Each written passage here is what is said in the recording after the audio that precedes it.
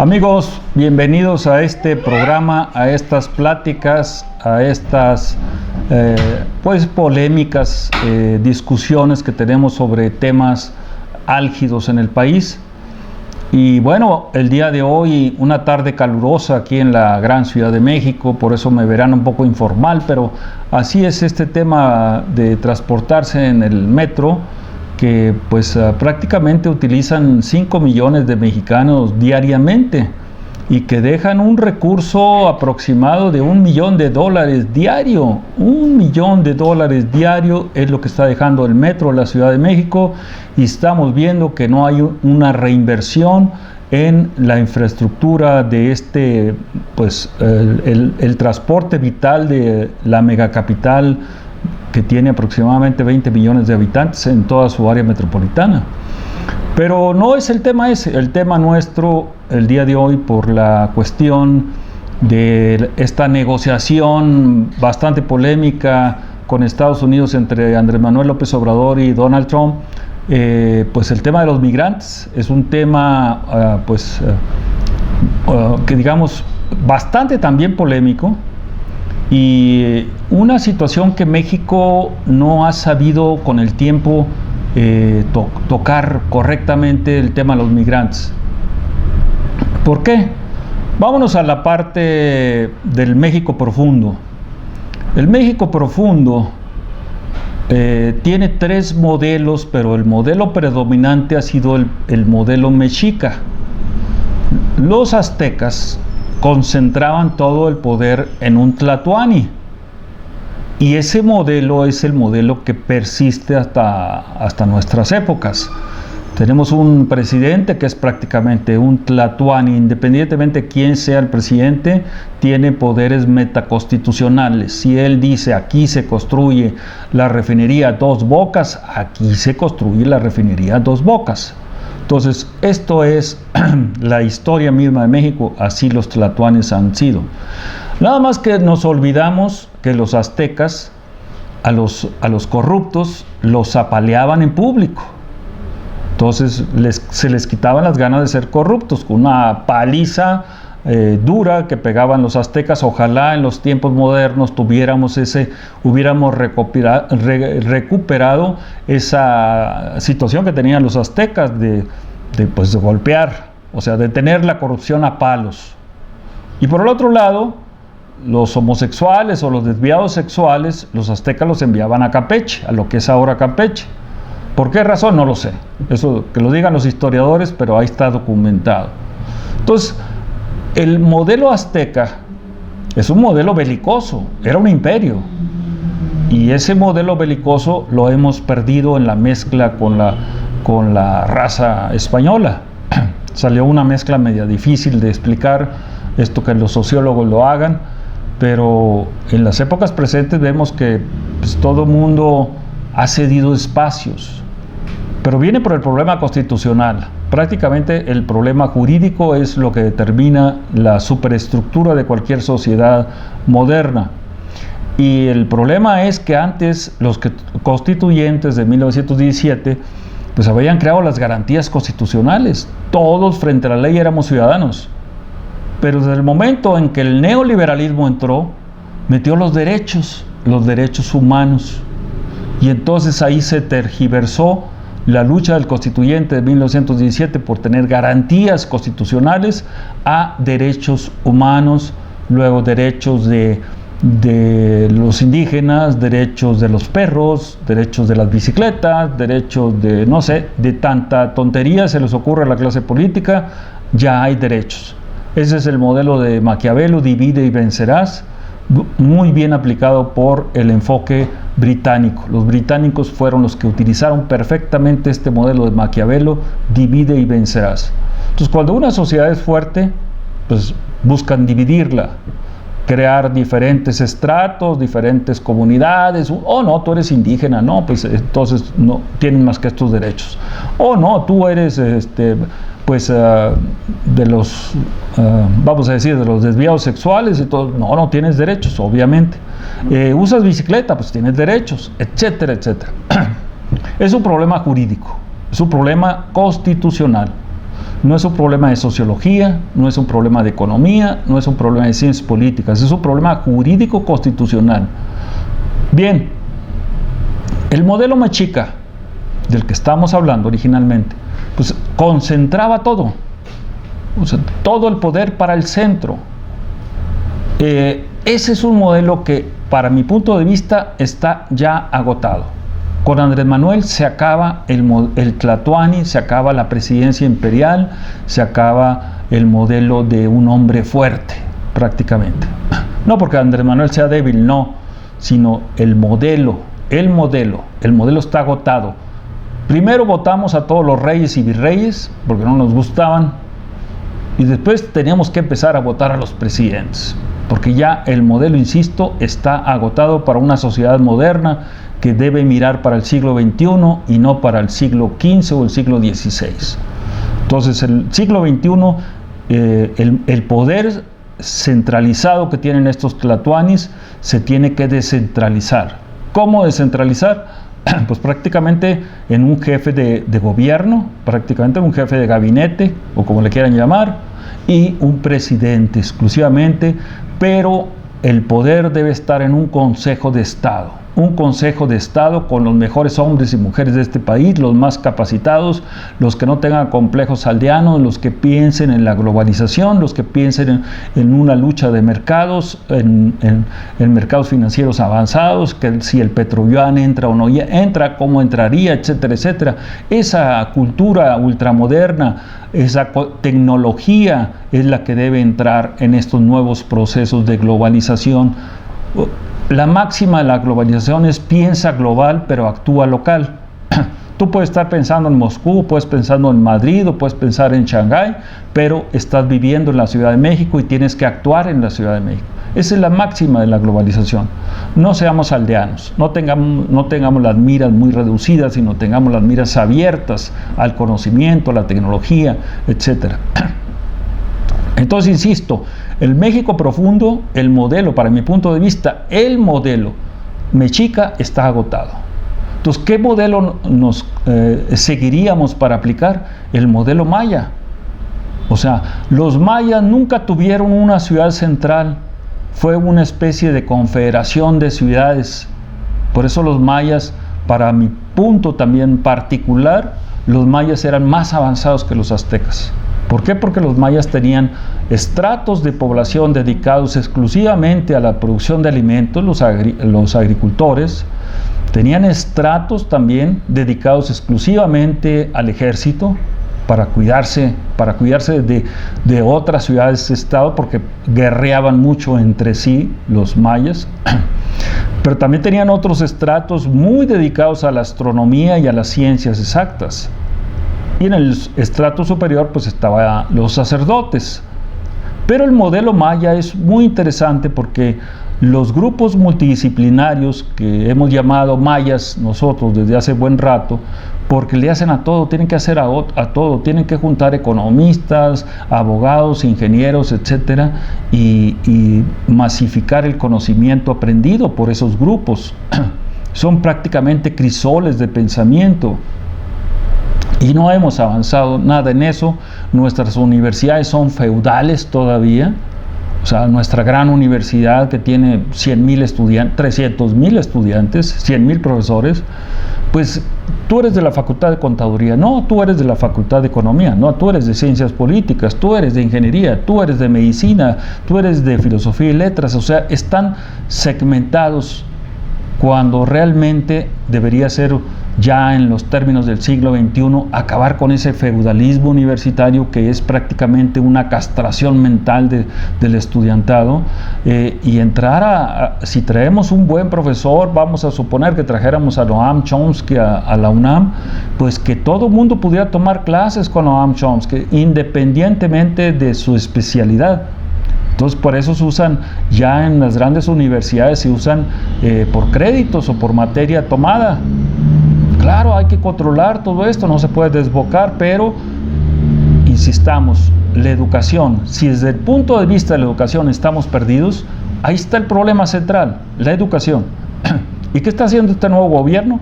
Golpeando a los investigadores, golpeando a los profesores, golpeando a los maestros, a los estudiantes, etcétera. Eso verdaderamente, por eso alguien que fue profesor 20 años en la universidad, les puede decir, en la UNAM, 5 años en el TEC de Monterrey y en otras universidades, les puede decir que eso está totalmente equivocado, totalmente equivocado. Lo que hay que apoyar es a la educación y más educación para salir del subdesarrollo mental sobre todo.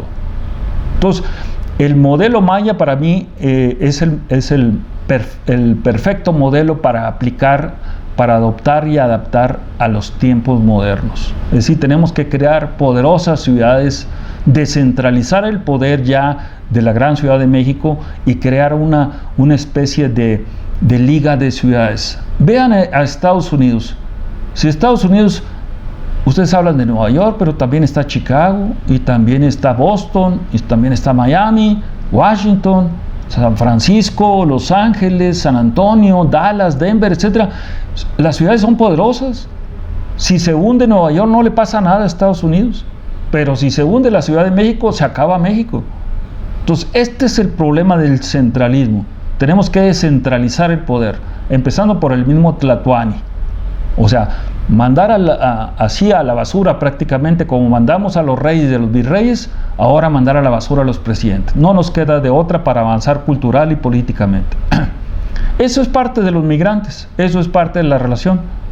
Pero hay otro modelo también muy belicoso, que es el modelo Apache. Yo vengo de las tierras apaches, somos a veces medios apaches, porque los apaches eran belicosos, eran nómadas, eran bravos, nunca se dieron un centímetro ni a los españoles, ni a los estadounidenses, ni a nadie. Ellos apenas empezaban a hacer un imperio, pero ese imperio al estilo apache es el modelo de Gengis Khan. Gengis Khan ha sido el gran conquistador de todos los tiempos y lo utilizó en base a ese modelo. O sea, los canes pues, fueron brutales. Así eran los apaches, ¿sí? Entonces, es parte nuestra también de la fisonomía y del México profundo. ¿Por dónde se van ustedes? ¿A consolidar o a seguir en el modelo mexica, que ya está agotado? Se ve una concentración enorme, una ciudad que es prácticamente un país de 20 millones de habitantes, que es imposible de manejar, y menos con una clase política castrada mentalmente. No importa que traigan doctorados o no los traigan, pero están mal de la cabeza. O sea, proponer que los niños lleven falda, proponer que en División del Norte se abran grandes bahías para que los coches se peguen entre sí, para que se le dé paso a la bicicleta o a los perritos que van cruzando por ahí, es una verdadera tontería en una ciudad tan complicada como es la gran metrópoli. Entonces, 3 modelos, el apache, el maya y el mexica. Para mí el mexica está acabado, entonces hay que ver la mirada hacia Estados Unidos, que es la potencia número 1, que tiene una especie de modelo maya, donde las ciudades son casi independientes, son casi autónomas. Inclusive los alcaldes, el alcalde de Nueva York, el alcalde de Chicago, el alcalde de Los Ángeles, son más poderosos que los gobernadores. Y aquí en México parece que los gobernadores son una especie de virreyes, y no debería ser así. La historia misma de México, como se las voy a ir narrando, ese es el modelo a seguir. Entonces, llegan los españoles, acaban mediante la viruela, acaban a 20 millones de aztecas, que eran los que eran parte del imperio azteca, y quedan solamente 3 millones de aztecas. Con 3 millones defender el enorme espacio que era la Nueva España. La Nueva España era desde Vancouver hasta Panamá. Es una clase política que no tuvo visión de Estado, no tuvo visión de los espacios, de geopolítica o geoestrategia, y hasta la fecha parece que no la hay. Parece que lo que queremos es reducir el tamaño de México. Entonces, cuando hay que ampliarlo, hay que entrar a las nuevas políticas del siglo XXI, ¿sí? Pero bueno, entonces ahí el esquema prácticamente, que insistimos, de concentración, se dio cuando no teníamos ni siquiera población para repoblar este país. Entonces, el tiempo fue avanzando, llegamos a 1800 prácticamente, Napoleón el Grande en 1803 vende la Luisiana. No sé, fue el gran error de Napoleón el Grande, vender la Luisiana, y eso permitió que Estados Unidos avanzara rápidamente y entonces colindara con la Nueva España. La Nueva España tampoco visualizó, y hasta la fecha no creo que los reyesitos de España tengan esa visión. No tienen la visión que tenía Carlos V.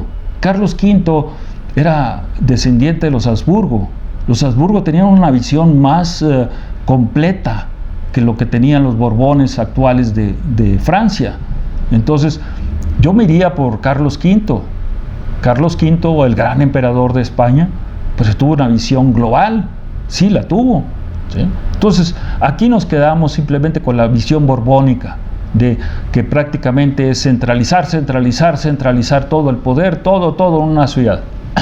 Y una ciudad tan complicada, insisto, como la Ciudad de México, que puede depender de una erupción del Popocatépetl, que puede depender de inundaciones, que puede depender de epidemias, que ya lo vimos en el caso de estas partículas partículas PM2.5, en cual la Claudia Sheinbaum se mostró totalmente inepta para manejar este problema, puesto que ella había sido ya encargada del medio ambiente en la Ciudad de México.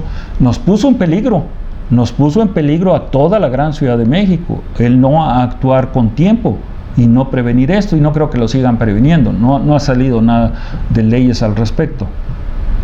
Entonces, estos territorios, insisto, vacíos prácticamente del norte, pues los empezaron a llenar. Primero Iturbide dio la primera ley de colonización en los territorios del norte, pero prácticamente Texas es el ejemplo del gran fracaso que hemos tenido en los temas de migración. Empezaron a venir comunidades irlandesas católicas, alemanas católicas, italianas católicas, etcétera, pero también se infiltraron totalmente las gentes de Estados Unidos. Entonces, Estados Unidos vio la enorme oportunidad cuando México abre la colonización de Texas de quedarse con todo México incluido. Entonces, ahí perdimos. Cuando Iturbide es nombrado emperador en 1823 todavía, perdimos la brújula y la hemos perdido hasta la fecha. No la hemos recuperado. Entraría posteriormente ya la República, llamada Estados Unidos Mexicanos, o sea, copiándole hasta Estados Unidos el de Estados Unidos. Y ahí entró la polémica entre los dos grandes ideólogos de la fundación de este país, Fray Servando Teresa de Mier y Miguel Ramos Arizpe. Fray Servando, los dos unos grandes luchadores, unos grandes intelectuales que habían sido representantes de México en las Cortes de Cádiz, en España, los dos bien fogueados, los dos perseguidos en España, encarcelados inclusive, ambos, Ramos Arizpe y Fray Servando. Pero Fray Servando siguió el modelo mexica, un centro poderoso. Mientras Miguel Ramos Arizpe decía, no, hay que darle poder a la localidad. Y ahí fueron los dos modelos claves, clásicos. Por ejemplo, y lo pongo como ejemplo, ustedes tienen dos estados vecinos, Coahuila y Nuevo León, y ven a Nuevo León, que es el modelo de Fray Servando, y la gran avenida en Monterrey, Fray Servando Teresa de Mier. Entonces van a ver Nuevo León, que fuera de Monterrey todos son rancherías. O sea, el modelo centralizado, todo en Monterrey. Y así como en México, todo lo tenemos centralizado en la gran Ciudad de México. Y Guadalajara igual, todo Jalisco, fuera de Guadalajara, son rancherías. Entonces, el modelo Coahuila, que es el modelo de de Miguel Ramos Arizpe, era un modelo descentralizado. Está la capital Saltillo, fuerte, pero está Torreón también muy fuerte. Le seguimos para el norte, está Monclova. Seguimos más al norte, está la región carbonífera. Seguimos más al norte, está la región fronteriza, Ciudad Acuña, Piedras Negras. Entonces van a ver ustedes que el poder estatal está descentralizado. Si se van a Chihuahua es casi el mismo caso, y si se van a Sonora también casi es la misma situación. Buscan a Sinaloa y es también casi igual, o sea, Culiacán, Los Mochis y Mazatlán. Entonces, el modelo que yo creo que debería estar vigente en México es el modelo de Miguel Ramos Arizpe. Descentralizar el poder, darle poder a las comunidades para crear o recrear el modelo maya, el modelo de poder de una liga de ciudades, como es el caso de Estados Unidos que les menciono. El caso de Estados Unidos es el ejemplo mejor del modelo maya. O vayamos a Alemania. Alemania es la misma situación. Alemania no es Berlín, la gran ciudad. Tienes a Múnich, tienes a Hamburgo, tienes a Dresde, etc. Entonces, el poder está descentralizado. Los países poderosos son los que descentralizan el poder. Los países que fracasan son los que centralizan totalmente el poder. Y nosotros hemos fracasado y seguimos fracasando porque nunca ponemos la vista en el México fundacional, en estas ideologías centralizar o descentralizar. Que Andrés Manuel quiere mandar las secretarías, pues no las ha mandado, que es una buena idea, sí es buena idea, pero tienes que darle presupuesto y tienes que buscar todo el factor humano, que se mueva, escuelas, niños, médicos, dentistas, hasta mecánicos, ¿sí? Entonces fracasamos en el modelo Texas de colonización. Solamente un ancestro mío, Martín de León, fue el que puso la primera colonia mexicana en Texas. Pero todas las demás colonias o eran alemanas, o eran irlandesas, o eran británicas, o eran francesas, etcétera, pero no había más que una colonia mexicana formada por Martín de León, la primera. Hubo dos o tres ahí. Hubo la de Lorenzo de Zavala, otro brillante yucateco que fue a las Cortes de Cádiz, pero se unió a los tejanos para pedir precisamente cuando se vino el cambio constitucional. Por eso acuérdense que empecé con el cambio constitucional. Cuando se vino el cambio constitucional, la Constitución de 1824 era totalmente federalista, descentralizada. Se hizo con las leyes de Santa Anna, y Santa Anna es el gran enemigo de este México nuestro. Históricamente está demostrado. Santa Anna se equivocó, puso las 7 leyes de 1837, si no me equivoco, que volvían a centralizar todo el poder. Los tejanos fueron los primeros que brincaron y dijeron: no seguimos el modelo centralista, queremos un modelo descentralizado, queremos que la región Texas se produzca, crezca, y California inmediatamente siguió. Entonces ahí perdimos la brújula. Santa Anna perdió la brújula, Santa Anna perdió hasta la dignidad militar cuando le había ganado al ejército norteamericano en la batalla de la Angostura en Saltillo. Prácticamente había derrotado al ejército de Estados Unidos. ¿Y qué hace Santa Anna? Se regresa corriendo a la Ciudad de México. O sea, había que darle el golpe final al ejército de Estados Unidos si hubiera parado la invasión norteamericana. Pero no, el señor prefirió venirse para acá. Y todavía lo nombramos presidente 2, 3, 4 veces, no recuerdo cuántas veces. Ese es el error de tener a un elemento dicharachero, populachero, que lo quiere el pueblo a pesar de: ay, me hicieron esto, oh no, te adoramos, te adoramos, te adoramos. ¿Qué pasó? ¿Por qué perdimos Texas? Prácticamente por Santa Anna, por sus errores, por como dice la canción tejana, The Yellow Rose of Texas, la rosa amarilla de Texas. Lo agarraron haciendo el amor con una mulata. A la mulata la mandaron los tejanos para entretener a Santa Anna en la batalla de San Jacinto. Y bueno, ahí México, en lugar de haber dejado, pierde tu presidente, pero no pierdas el país. Ese es el problema que tenemos en el país. Preferimos rescatar al presidente y perder al país.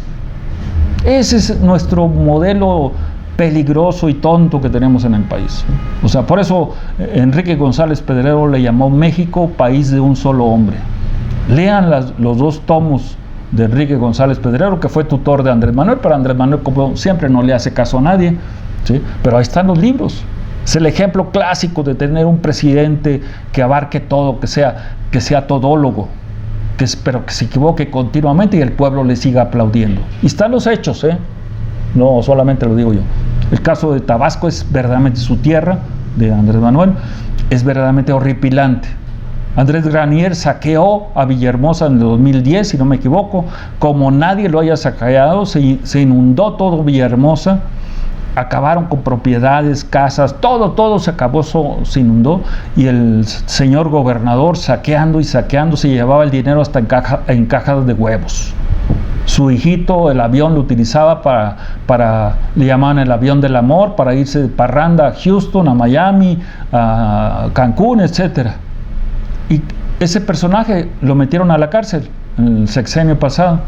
Y lo primero que hace Andrés Manuel es soltarlo, y luego lo reciben en Villahermosa como héroe. Hágame usted el favor.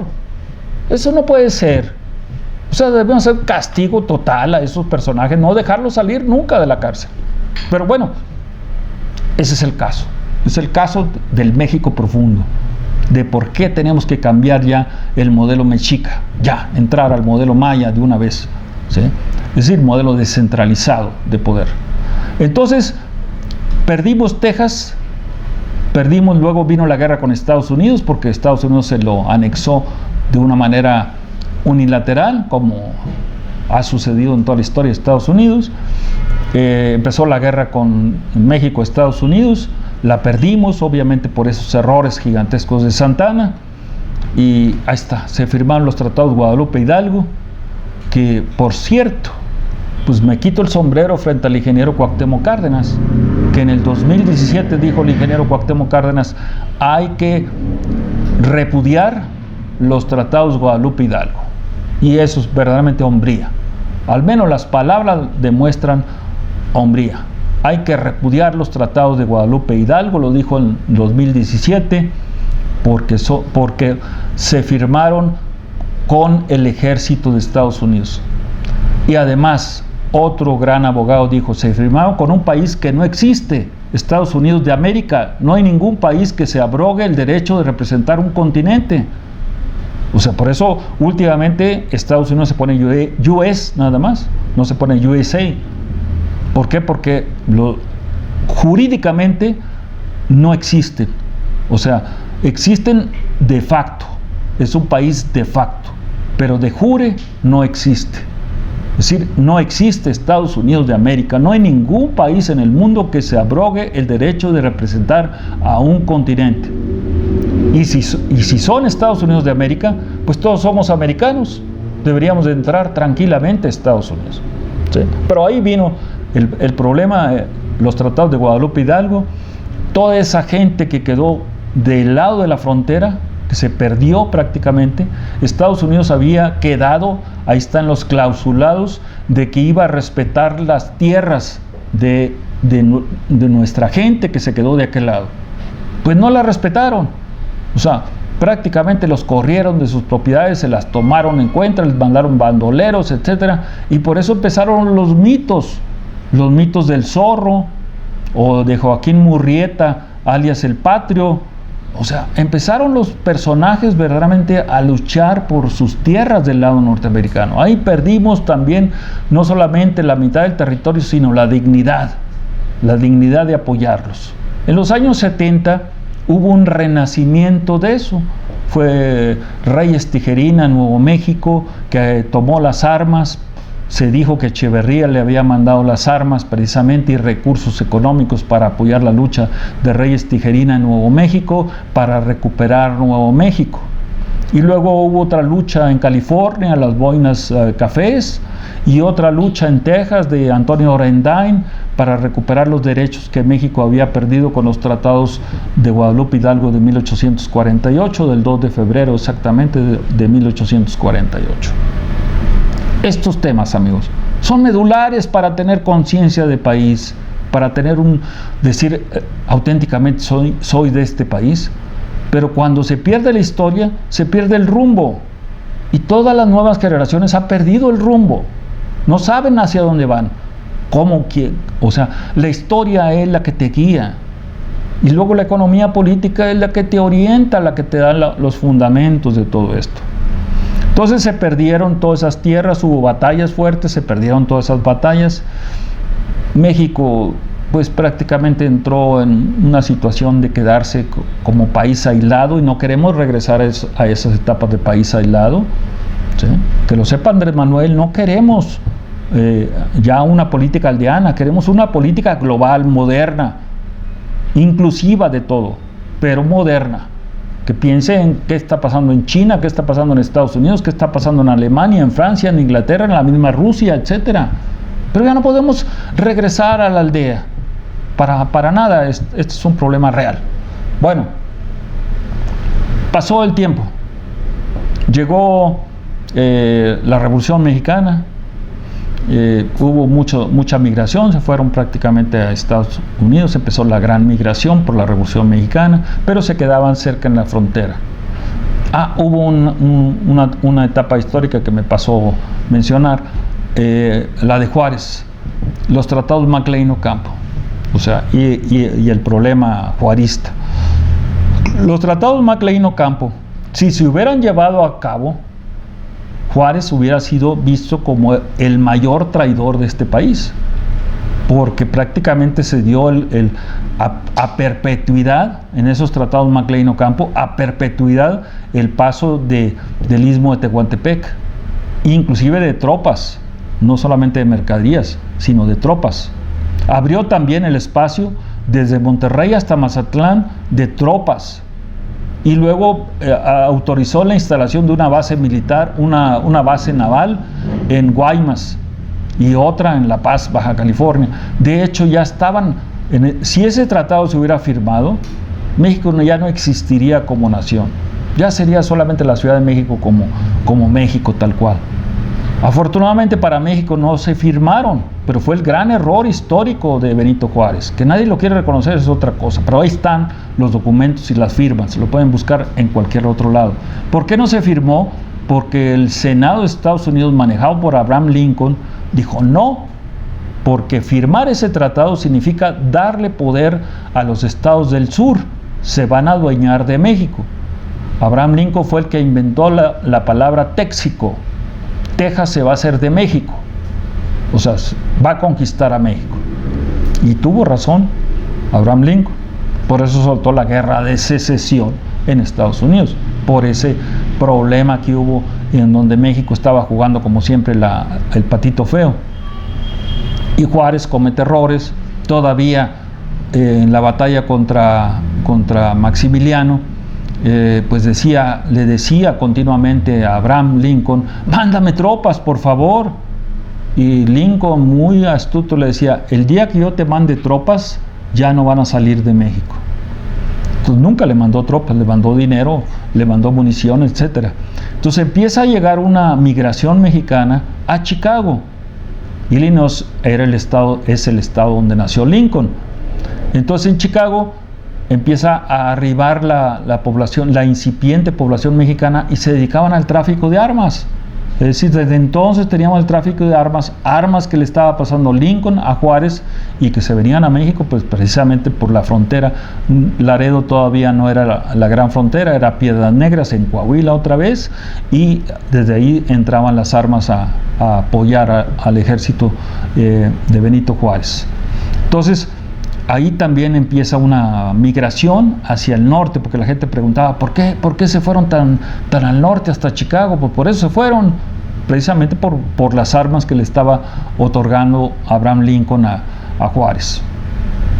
Bien, también otro evento fracasado, porque abandonaron a los mexicanos allá en los climas inhóspitos de Chicago, y pues prácticamente esa población creció sola, autónoma, fuerte como es Chicago, y prácticamente pues México está mandando a sus peores gentes como siempre, manda a sus recomendados, pero no manda a los mejores gentes como cónsules. Ahorita con esta etapa que tenemos de crisis migratoria con Donald Trump, deberíamos de poner nuestras mejores gentes en los consulados, gentes activistas, gentes pensantes, gentes educadas en Estados Unidos para entender a Estados Unidos. Como decía el patriota Martí, para conocer al monstruo tienes que conocer sus entrañas y vivir en sus entrañas para destrozarle las entrañas precisamente al monstruo.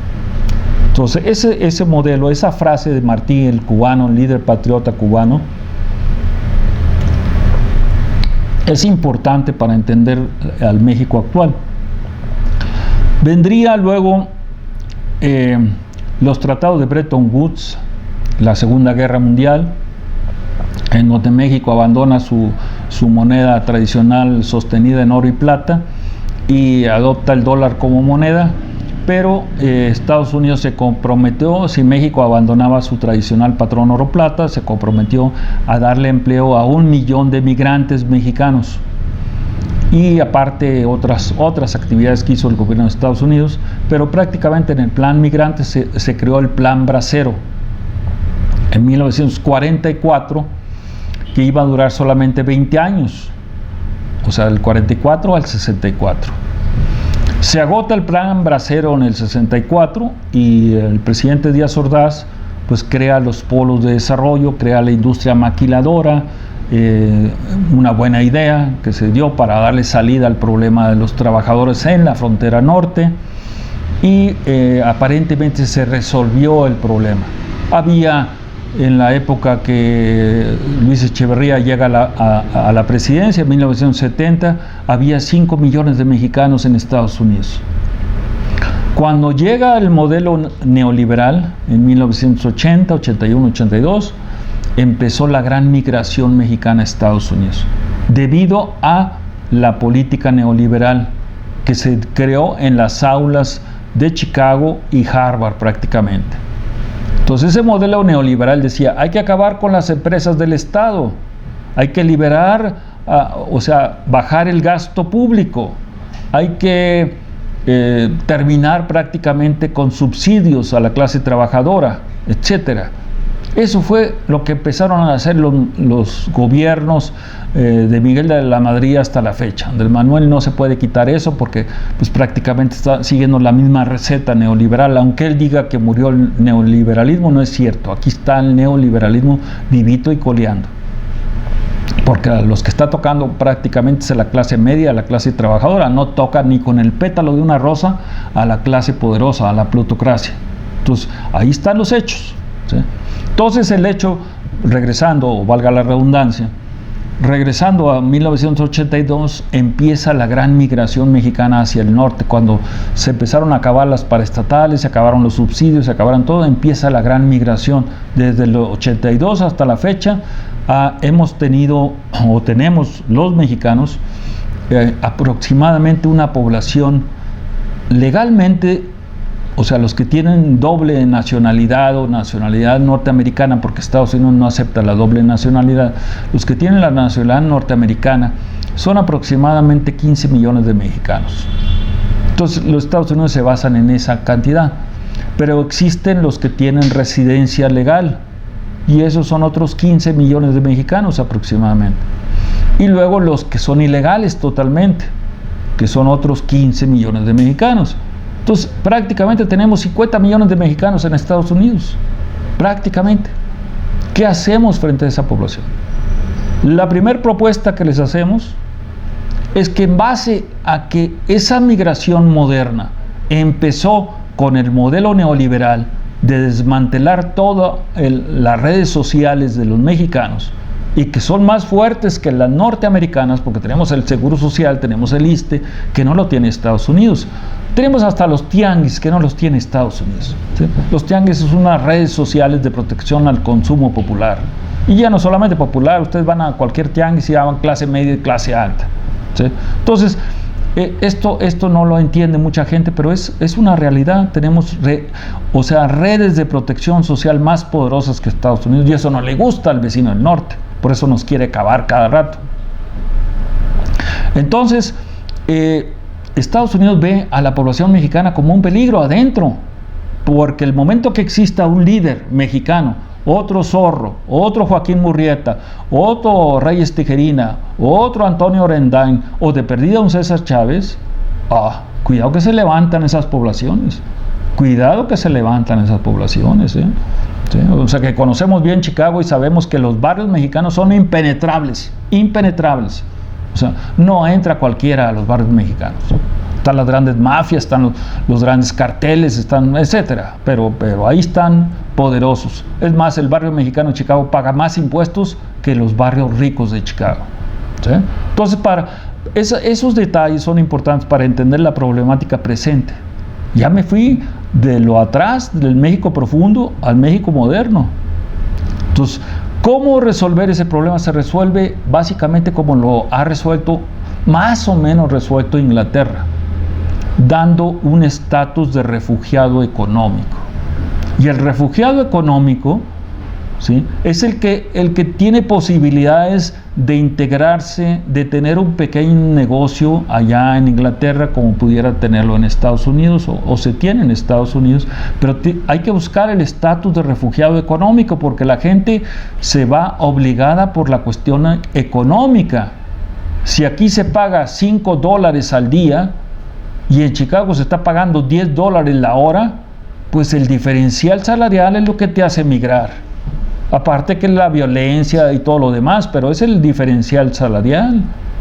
Entonces, eso hay que buscar el estatus real de refugiados económicos para los mexicanos que están allá en Estados Unidos. Y luego organizarlos en un partido de los trabajadores migrantes.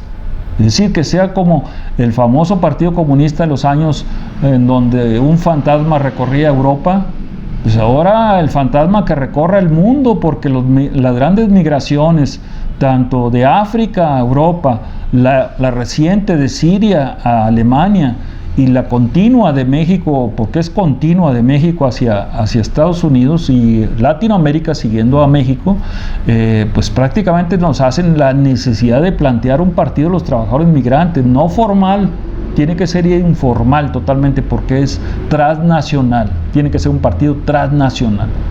Y propongo que sea fundado en México, que sea fundado en la gran Ciudad de México, porque es el origen, es el orgullo de todos los mexicanos el tener toda una serie de simbología que te representa pues la parte sentimental y moral, ideológica del mexicano.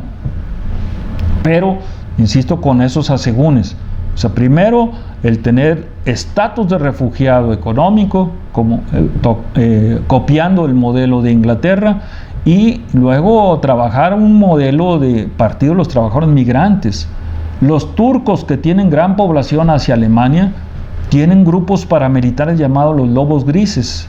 La función de los lobos grises es cuidar la migración, que en el camino no te maten a los migrantes, que los migrantes tengan médicos, que tengan abogados, que tengan hasta religiosos.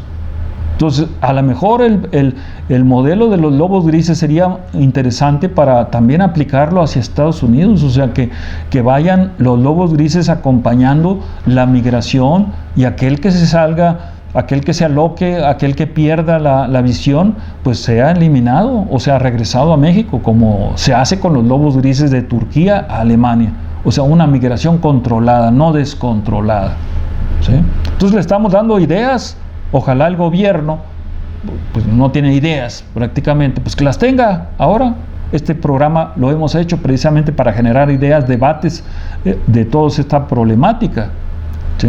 Pero ahora se nos vino el problema migrante a nosotros.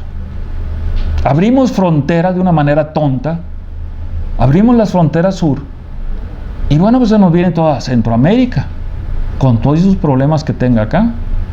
Y aquellos que no han vivido Estados Unidos, que no conocen Estados Unidos, les podemos decir claramente, los enemigos mortales de los mexicanos en Estados Unidos son los centroamericanos, son los cubanos. Aquí los recibimos con los brazos abiertos y allá prácticamente los mexicanos dicen, nosotros por eso tenemos nuestros barrios. En nuestros barrios no entran las maras salvadoreñas. Las maras salvadoreñas son verdaderamente brutales contra los mexicanos, pero allá el mexicano creó su propia mafia, las 3 M's, y esa mafia mexicana se mueve en los barrios mexicanos siendo como unos grupos paramilitares para defenderlos de las maras salvadoreñas y las maras hondureñas.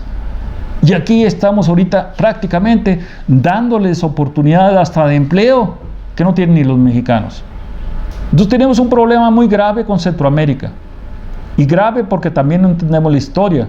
O sea, el México Tenochtitlan tuvo la fortuna, es bastante polémico, pero tuvo la fortuna de que Hernán Cortés era una gente preparada en la mejor universidad de esa época en España, en Salamanca. Él no era un sanguinario. Fue un conquistador, sí.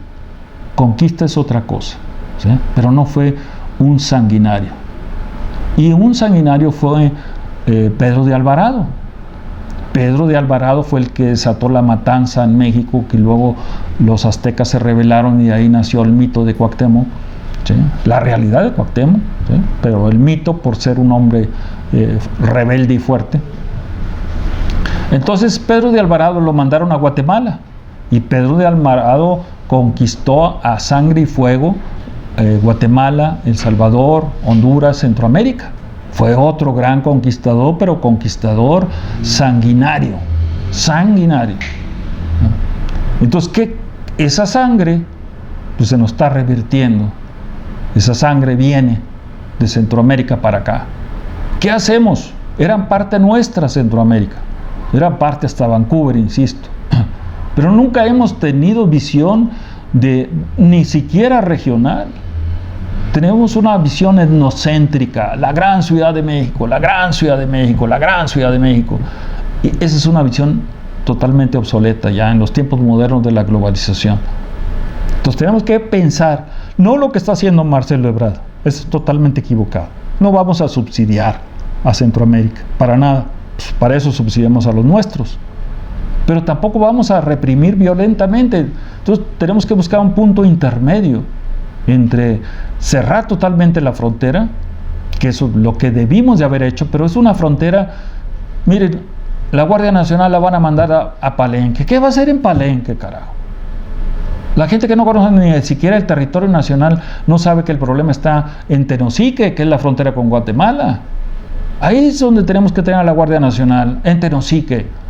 No, la ponemos en Palenque porque Andrés Manuel tiene ahí su rancho en Palenque. Ah, bueno, está bien, no va a resultar para nada. La frontera norte se nos va a prender. Yo que soy de la frontera norte les digo prácticamente, se va a prender la frontera norte. Se va a incendiar.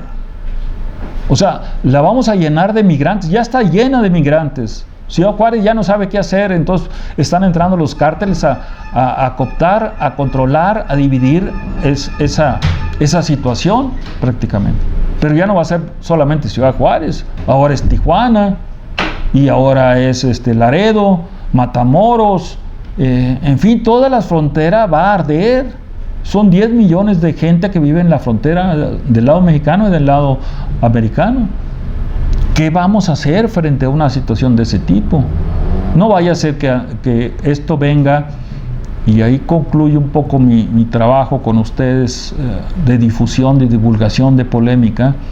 No vaya a ser que esto sea una política predeterminada de Donald Trump para meter la cizaña en México y que México se divida entre la sangre de Pedro de Alvarado y la sangre de Cortés, que todavía tuvo la visión Cortés de conocer el hermoso Golfo de California que lleva su nombre, pero no se nos vaya a venir esta polémica entre la relación México y Centroamérica y que no la podamos resolver, porque hasta ahorita las gentes que están en el gobierno no son las mejores. Para mi punto de vista son las peores que hay. ¿Sí? Ni siquiera Peña Nieto tenía gente tan peor como la que tiene ahora Andrés Manuel. Entonces, si los peores son los que están gobernando, pues las soluciones van a ser de los peores. Y no podemos, como sociedad civil, como académicos, como gente que queremos nuestro terruño, permitir que esto pase, y ya está pasando, insisto, las fronteras arden. Yo acabo de estar el año pasado en Ciudad Juárez, estuvimos ahí en la toma del alcalde, ahí en Ciudad Juárez, conocemos toda la frontera mexicana y toda la frontera sur de México, porque eso es lo que hay que hacer. Para amar a este país hay que recorrerlo, no quedarse solamente en la gran Ciudad de México, recorrerlo. Y esta es una problemática, insistimos. Hubo un profesor, el gran ideólogo de todo este desastre migratorio, que fue el profesor de Harvard, Samuel Huntington. Samuel Huntington primero hizo un libro muy bueno, se llama El choque de las civilizaciones, muy bueno, hablando sobre lo que estaba sucediendo en el mundo global entre Europa, África y Medio Oriente. Y después sacó el libro muy polémico, ¿Quiénes somos? Estoy hablando del profesor Samuel Huntington. En ese libro, ¿Quiénes somos?, Huntington planteaba, que el enemigo que tiene Estados Unidos adentro de Estados Unidos es México. Entonces decía, hay que controlar a los mexicanos. Y luego el grupo huntingtoniano dijo, no solamente controlarlos, exterminarlos. Y ahí es la palabra que el grupo huntingtoniano duro está en la Casa Blanca en este momento. Trump sigue las recetas de Huntington y Huntington sigue las recetas de Malthus, el economista británico que decía que la población crece geométricamente y los alimentos aritméticamente, y por lo tanto para evitar el crecimiento poblacional pues hay que hacer guerras, hay que meter epidemias, hay que matarlos de hambre y hay que superexplotarlos para que su día normal le acabemos la forma de pensar y solamente esté sobreviviendo el personaje. Entonces, la teoría huntingtoniana es una teoría neomalthusiana, exterminar. ¿A quién creen ustedes que están atacando duramente los malthusianos, los huntingtonianos? A las mujeres nuestras, las están atacando brutalmente. ¿Por qué? Porque son las que se reproducen, son las que reproducen el gen moreno. Si ustedes ven en México, las estadísticas demográficas de México, aproximadamente andan ahorita, ya no hay más que un hijo en las familias, si acaso dos, ¿sí? A nivel nacional, en las familias hay diferentes familias, pero a nivel nacional ya la reposición es solamente de uno, cuando mucho dos. O sea, ya tenemos tasa cero de crecimiento. Pero en Estados Unidos, en las comunidades mexicanas, en los barrios, la tasa de crecimiento es prácticamente de 3 o 4% anual. Es decir, tienen familias y más familia y más familia. ¿Por qué? Porque es la forma de defenderse el barrio, con población. Es la máxima echeverrista, poblar es hacer patria. Y aquí, en la gran Ciudad de México, parece que es lo contrario.